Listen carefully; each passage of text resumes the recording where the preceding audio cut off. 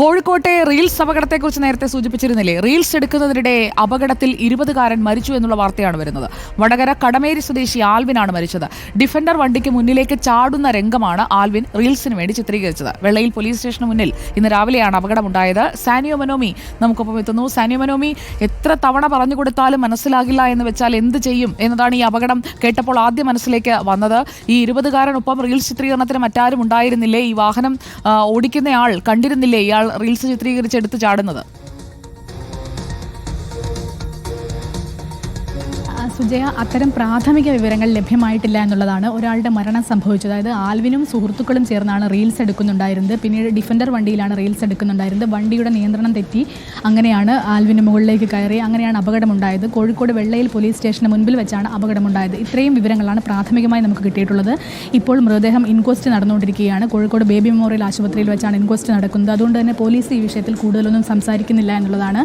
മാത്രവുമല്ല, ബന്ധുക്കളെല്ലാവരും വടകരയിൽ നിന്നെത്തിയതാണ്. ആക്സിഡന്റ് വിവരം അറിഞ്ഞ് വടകരയിൽ നിന്നെത്തിയ ബന്ധുക്കളാണ്. അതുകൊണ്ട് തന്നെ അവർക്കും കൂടുതൽ വിവരങ്ങൾ അറിയില്ല എന്നുള്ളതാണ്. ഒരു ആക്സിഡന്റ് സംഭവിച്ചു എന്നുള്ള കാര്യം മാത്രമേ അറിയൂ. സുഹൃത്തുക്കളോട് സംസാരിക്കുമ്പോൾ റീൽ എടുക്കുകയായിരുന്നു, വണ്ടിക്ക് മുൻപിലേക്ക് ചാടുന്ന തരത്തിലുള്ള രംഗങ്ങളൊക്കെ ഷൂട്ട് ചെയ്യുകയായിരുന്നു എന്നാണ് സുഹൃത്തുക്കൾ പറയുന്നത്. അത് നമുക്ക് എത്രമാത്രം വിശ്വസിക്കാനാകുമെന്ന് ഈ നിമിഷം നമുക്ക് പറയാൻ കഴിയില്ല.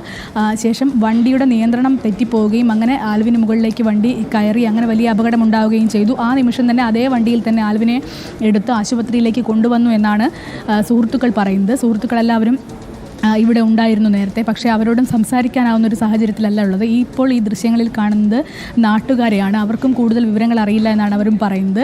ഏതായാലും പോലീസ് പുറത്തിറങ്ങിയ ശേഷം നമുക്ക് ഈ വിഷയത്തിൽ കൂടുതലായി എന്താണ് സംഭവിച്ചത് എന്നുള്ള കാര്യത്തിൽ ഒരു വ്യക്തത ഉണ്ടാക്കാമെന്ന് കരുതുന്നു. ഏതായാലും റീൽസ് എടുക്കുന്നതിനിടെയുള്ള ഒരു അപകടം എന്ന് പറയുമ്പോൾ സ്വാഭാവികമായും അശ്രദ്ധയുണ്ടായിരുന്നു എന്ന് തന്നെയാണ് പോലീസ് പ്രാഥമികമായി പറയുന്നത്. കാരണം ഈ ചിത്രീകരണ സംഘത്തിന്റെ തന്നെ വാഹനമായിരുന്നു ഈ ഡിഫൻഡർ. ഈ സംഘത്തിന്റെ ആൽവിന്റെയും സുഹൃത്തുക്കളുടെയും തന്നെ വാഹനമാണോ? ിൻ്റെയും സുഹൃത്തുക്കളുടെയും വാഹനമാണ്. KL10 രജിസ്ട്രേഷൻ നമ്പറുള്ള വാഹനമാണ് ഇത്. അതുകൊണ്ട് ഡിഫൻഡർ വണ്ടിയാണ്. KL10 BK0001 എന്ന വാഹനമാണ് അപകടമുണ്ടാക്കിയത്. ഈ കടമേരി സുരേഷ് ബാബു എന്നയാളുടെ മകനാണ് ഇപ്പോൾ മരിച്ച ആൽവിൻ എന്ന് പറയുന്നത്. ആൽവിന് 20 വയസ്സ് മാത്രമേ ഉള്ളൂ എന്നതാണ് ഏറ്റവും സങ്കടകരമായ ഒരു കാര്യം. ആൽവിനും സുഹൃത്തുക്കളും ജോലി ചെയ്യുന്ന സ്ഥാപനത്തിന് വേണ്ടിയോ മറ്റോ റീൽസ് എടുക്കുകയായിരുന്നു എന്നുള്ളൊരു സംശയവും നാട്ടുകാരെന്ന നിലയിൽ പങ്കുവെക്കുന്നുണ്ട്. നമുക്ക് അവരോട് പ്രതികരണം തേടാൻ സംസാരിക്കാൻ കഴിയുമോ? ചേട്ടന് സംസാരിക്കാൻ കഴിയുമോ? സംസാരിക്കാൻ അല്ല, എന്താ പറ്റിയെന്നറിയാൻ വേണ്ടി.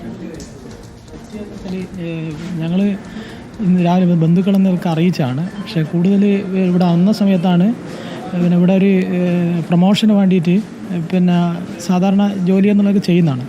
അപ്പം അങ്ങനെ ചെയ്യുന്ന സമയത്താണ് ഇവരുടെ ഇടയിൽ നിന്നാണ് ഈ സംഭവിക്കുന്നത്. അതായത് ഇതിൽ കക്ഷികളെന്നുള്ളതൊക്കെ ഇവരുടെ ഇടയിൽ തന്നെയാണ് ഈ ഡിവൈഡർ വന്നാണ് വീണ് എന്നുള്ളതൊക്കെയാണ് പറഞ്ഞത്. വണ്ടി തട്ടി വീണ് എന്നുള്ളതൊക്കെയാണ് പറയുന്നത്. അപ്പോൾ എത്രത്തോളം അതിൻ്റെ ഉള്ളിലെന്ന് നമുക്ക് ഈ ഒരു മാനസികാവസ്ഥയിലല്ല ഇപ്പോൾ ഉള്ളത്. മനസ്സിലായി.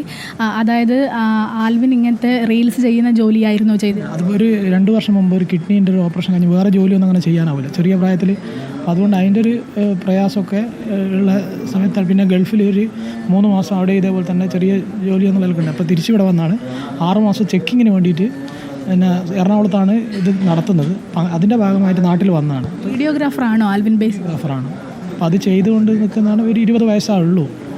അപ്പോൾ ഒരു ഒറ്റ മകനാണ്. അപ്പോൾ അതുകൊണ്ട് ഈ ഒരു മാനസികാവസ്ഥ നിങ്ങൾക്കും കൂടുതലൊന്നും അറിയില്ല.